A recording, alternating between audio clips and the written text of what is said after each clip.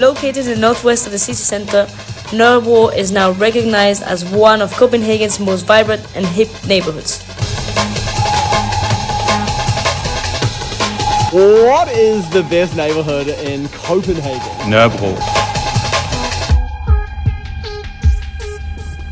Once a working-class area, its multicultural identity has been shaped by generations of immigrants. Throughout the years, Norrebro has been subject to gentrification processes, gradually changing the neighborhood's identity. The rent used to be around 800 euros. Now it's supposed to be 2,000. Terrible.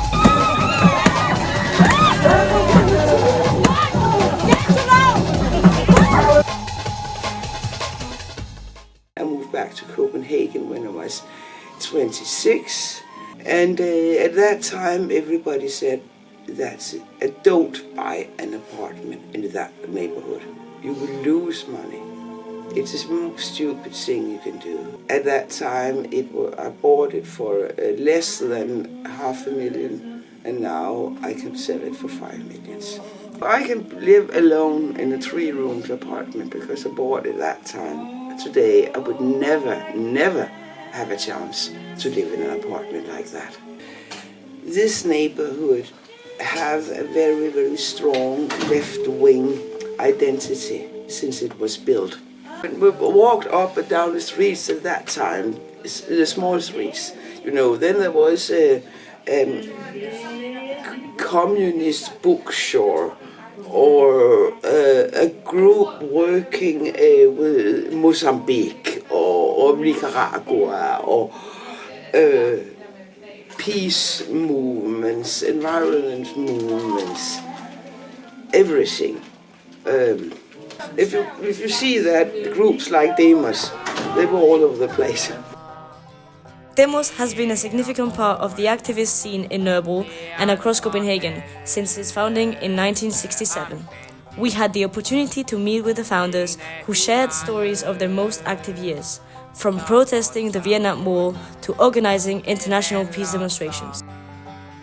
As we walked through their office, Tove showed us footage of how the neighborhood once looked and played vinyl records featuring old leftist songs.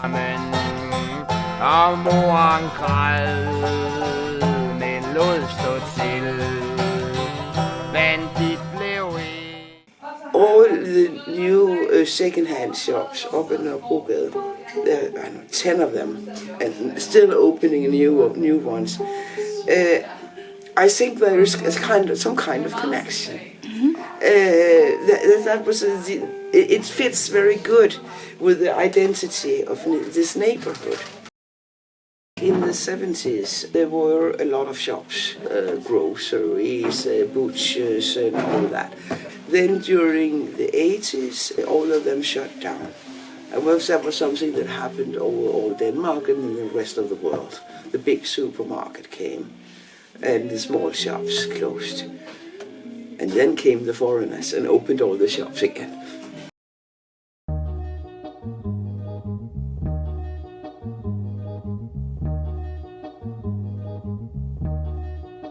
Since the 1960s, Norrebro has grown into one of Copenhagen's most diverse neighborhoods, shaped by Turkish and Pakistani workers and later by refugees, the majority of whom were from the Middle East.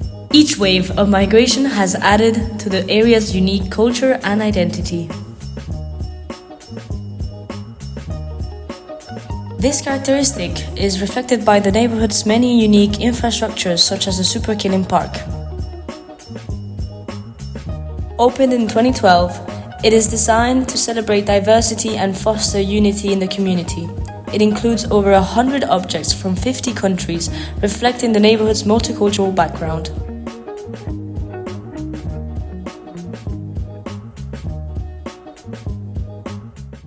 A funny analysis I made myself is the word foreigner and the word local. If I say those two words, you would probably think that local is me and foreigner is the black ones. No, it's the opposite. The local ones, they live here, their family live here, their cousins live here, their grandfathers live here, and they work here because they have a kiosk. Some families have a lot of hairdressers, some families have a kiosk, some families have something else. And they go to school here.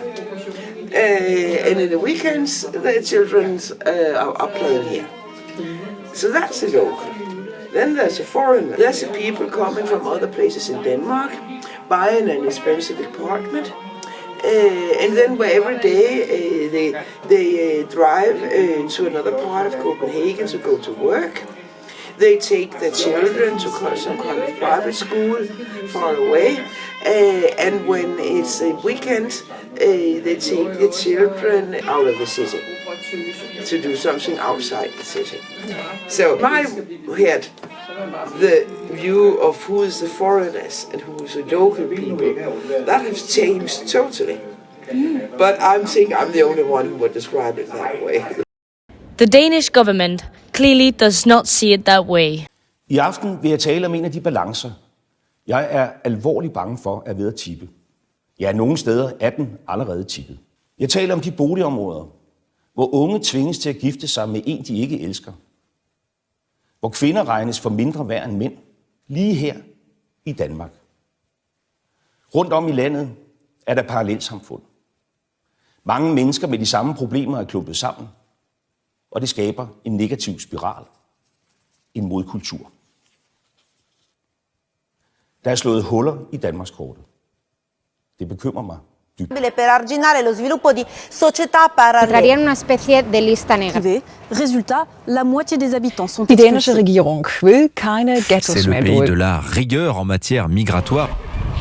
If you grew up here and you experience like the government is kind of like enforcing rules, but only on a part of, you know, the society, you're gonna feel like there's no justice.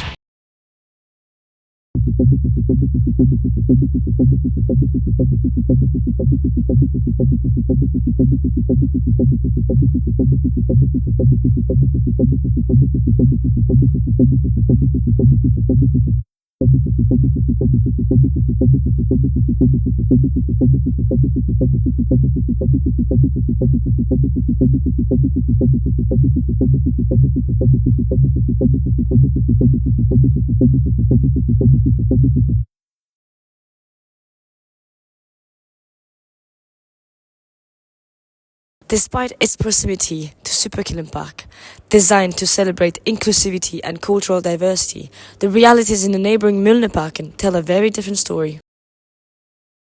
In 2018, Mjølnerparken was classified as a tough ghetto due to its demographic and socio-economic profile.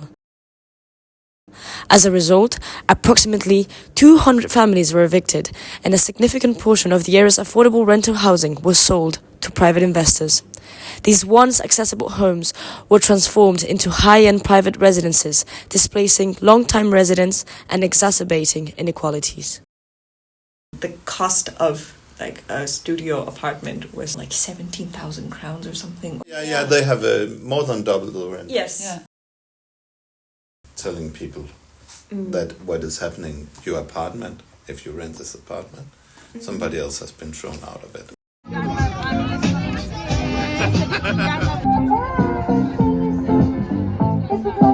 Christiansborg, skråt ghetto-listen. Almen Modstand is an activist group fighting the ghetto law, discrimination, non-sustainable demolition and eviction. Modstand means resistance in Danish.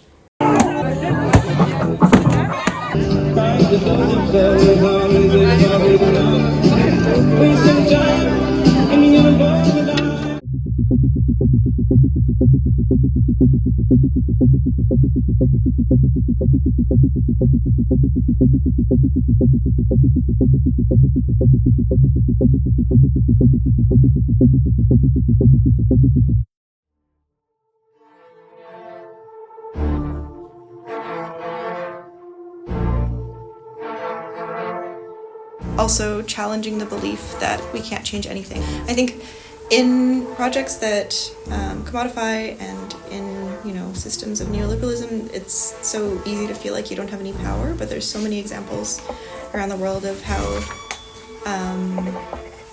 tenant organizing can create a lot of power, and there's a lot of tools that can be used outside of, systems that are created. There are ways to fight back. Groups like Folkets Hus, Bossenfabriken and Almemundstad are already resisting, organizing protests, running cultural spaces and building community. Coming together as a collective gives us power and helps us confront the feeling of hopelessness. The people united will never be defeated! The people united will never be defeated! People united will never be defeated! En fyr i jægergården, de andre kaldte ham bandit. En af de mange, som vort samfund behandler som det rene skidt.